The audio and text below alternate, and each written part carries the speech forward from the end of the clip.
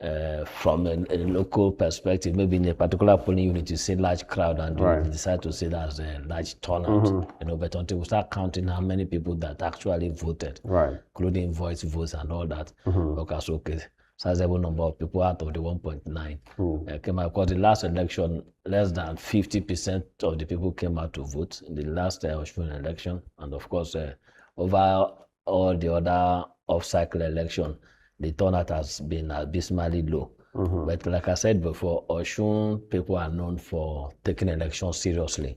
I remember the first time I observed election there, somebody traveled all the way from Abuja here just to go cast their vote. And even today, when I was listening to the news, somebody came all the way from Cote d'Ivoire. He flew in, or maybe he came by road or whichever way, but crossing the country to just cast one vote shows you that these are the people that, these are the sort of people that don't joke with the election. So we are hoping that so far, if the whole thing will proceed this way, we can say that the election is free and fair. But again, remember that the manipulation and the violence during the election have shifted to the collation period. And in any moment from now, collation will be taking place in all the polling units, and we are hoping that violence will not be transported to that particular point. So, but so far so good. I think the election started very well, except for the few disruptions that happened in some polling units. Not long ago, you and I also talked about Ekiti State's gubernatorial election, which obviously was also an off-cycle election. But today, we're talking Osun. Would you say anything has improved, given what we have seen this far? I think in terms of INEC logistics, there are a lot of marked improvement in the sense that if you could recall some couple of days back, there was court judgment that mandated INEC to include SDP, making the total contestant to be 15. And they have to start reprinting ballot papers. Exactly, to capture easily. And result sheets and all that. So for them to have been able to finish doing that and deploy all these materials and for the election to start on time today, I think is commendable. And of course, the functionality of beavers, with we've not had a lot of complaint about it, with the exception of few, which is normal. We're talking of technology here. And of course, security operatives too, they are trying their best, because so far they've been able to contain a lot of disruption of these activities, even though we have some couple of incidents, but that cannot be used to undermine the effort that they put in. Of course, the voters still turning out makes a lot of sense. We saw so much of very unpleasant rhetorics coming out of Osun State. Some instances, these actors were not even speaking from Osun State, but they were talking with regards to the election in Osun State. We saw accusations, counter-accusations amongst politicians, political parties regarding perpetration of violence and so on and so forth. Do you think those factors have shaped this election at this point? Well, to a large extent, it will, because when you get prominent people making some violent rhetoric, it has a way of resonating in the ear of the voters, getting them to start taking sides and the like. But then we are looking at Osun here. In spite of all that, from the report we're having, and most of them are turning up to come and vote, which is commendable, and that is what we should be looking at. And of course, they are doing all that because we live in an era where news is just at the fingertip.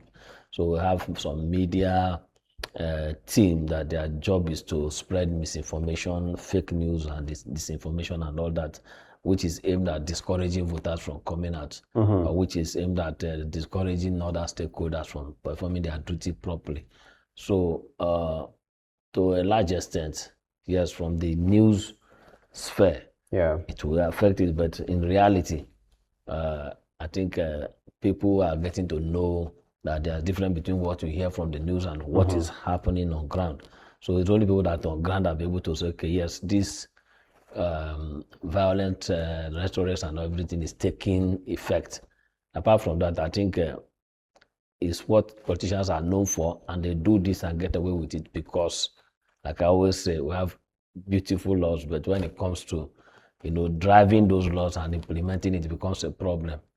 cause a case of who is the one violating the law. Right. For instance, the man that said that they will kill the APC member and all that, police only invited him to questioning, for questioning, and they allow him to go.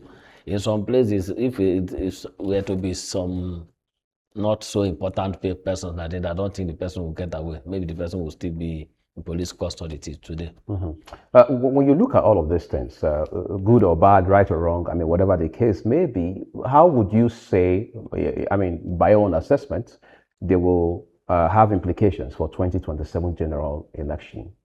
Well, the 2027 general election now, artificial intelligence and other new media tools are going to play a lot of roles in misinforming people. Artificial intelligence has gone to the extent that you can hardly distinguish real news and the fake one. And of course, to a large extent, I think some bad politicians are going to use it. Some bad media teams are going to use it. And this is where law enforcement agencies need to come out and ensure that they, press the Cyber Act against any person that is using that, because we have the Cyber Crime Act, Prohibition 2015, Act. Cyber Act Prohibition Act 2015. So I think it's high time that the security agencies start training their people on how to ensure that people who uses the cyberspace to bully their fellow human being, uses it to spread fake news, misinformation and defamation are dealt with, because as it is, social intelligence is so vast to the point that when they bring some video like this, the only thing that will tell you that is fake video is if you pass it through some fact-checking app for scrutiny. Otherwise, even the urbanite will be fooled, not to talk of the rural dwellers, not very literate rural dwellers or not very literate voting population. And of course, the outcome of this election today now is going to show us what 2027 is going to look like in terms of INEC preparedness. Now, for instance, what we've seen today, at least if INEC can import that to 2027, at least to a very large extent, we are going to see a better commencement of polls during the general election. I can't say maybe because it's an off-cycle election, but it's commendable. Remember the last election in 2023, we had some polls opening around 3 p.m. in the evening. Some didn't even open till very late in the night. So we are hoping that this time around, if INEC can use any model that they used in deploying people, deploying materials in this past, in fact, the past couple of off-cycle election has been like that, early deployment of material. Because remember, if these materials are not deployed on time, it affects the whole election, the value chain. So we are hoping that INEC will be able to improve on this very well. Then hoping that the security agency to maintain neutrality the way it is. At least I commend the IGP of police with the step it has been taken. The CP now, the Commissioner of Police in Osun State now was deployed newly after they were complaining about the former one for being partisan, and again the troublemakers that have been condoned and all that. So we are watching and hoping that during the collation process, the security agency will be able to condone violence and make sure that there's no violence, curb violence during the collation period, which is usually the time they come out to disrupt the process. I want to ask you this on a final note.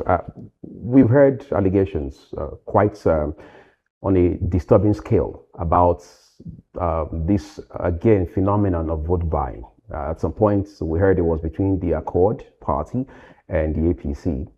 20,000 sort of competitive offer, if you like. Is that not another shameful indication that this phenomenon has come to stay and is going to, from all indications, stretch into next year's elections? Well, I think we've been crying about this vote buying for a very long time, but it seems that the political class continues to play deaf ear to it. For instance, now look at Osun, build up to the election. You see labeled rice, labeled bread. Labeled in the names of political parties. Political parties and political candidates and all that. These are flagrant abuse of Section 125 of the Electoral Act 2026 as amended, because you look at it now, subsection 1 to 5 of that section 1 to 5, you will see that the penalty for vote buying is clearly spelled out, whether you are selling or you are collecting and all that. The same rules apply. Exactly, 2 million naira and 12 months imprisonment, as the case may be, 500,000 or 12 months imprisonment, or both, as the case may be. But you see that at the end of the day, I don't know exactly what EFCC and other anti-graft agencies are doing. This is where they need to wake up, because if people keep on selling votes and people are collecting and all that, then as we move on to 2027 election, it's going to embolden all those vote traders, right? Both the buyers and the sellers, because by the time people start buying vote, it means that they are losing their voice. At the end of the day, we'll start having leaders in power that will do nothing at the end of every 4 years, because at least they've sold their vote or they bought their vote, and of course the money they invested in buying the vote, they have to recoup it first, and on recouping it, they have to still get more money to start waiting for the next election to buy more votes. So I think it's something we should condemn, and of course the anti-graft agency, all of them need to wake up this time around and make sure that they use some people in this Osun as an example. But so far, all we're hearing is allegation of vote buying and everything. We've not had any arrest made so far. So maybe they are compiling their list, but we've not had anybody arrested for selling votes or even buying. As it stands right now, lastly, do you see our democracy being strengthened, or are we just performing rituals every 4 years and a few other times in between? I think the greatest threat to democracy are the citizens themselves, right? People are very quick to blame political party or INEC and the like, but I think the citizens are the main problem when it comes to the threat to democracy. And why do I say so? It's the citizen that help the political party to commit all these atrocities. You can never see the son of a politician going to snatch ballot boxes or going to engage in violence of any kind, or even being at the forefront of buying votes or anything. It's normally the citizens that do that. It's the citizens that go as ad hoc staff for INEC and manipulate the result and help some of these politicians to rig and all that. So the citizens too that are working as security agencies, that when they receive directive from the IGP not to be partisan, they will still go ahead to be partisan at the end of the day. Then by the time a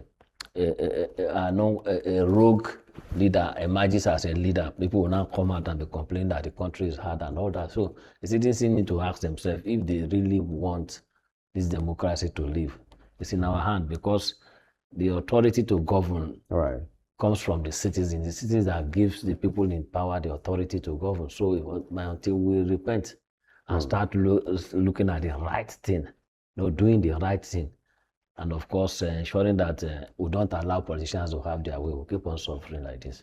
We hope we're able to turn the corner as quickly as possible, so that we begin to see some light at the end of the tunnel, as they say. Thank you so very much, James Ugochukwu, for coming to spend this time with us. Very valuable. We're taking another quick break. We'll return, and that will be, as they say, the icing on the cake, to join our colleague who is on the ground somewhere on the outskirts of Osogbo to look at what has happened today, because by then the votes would have officially closed in this election. Please make sure to stay with us.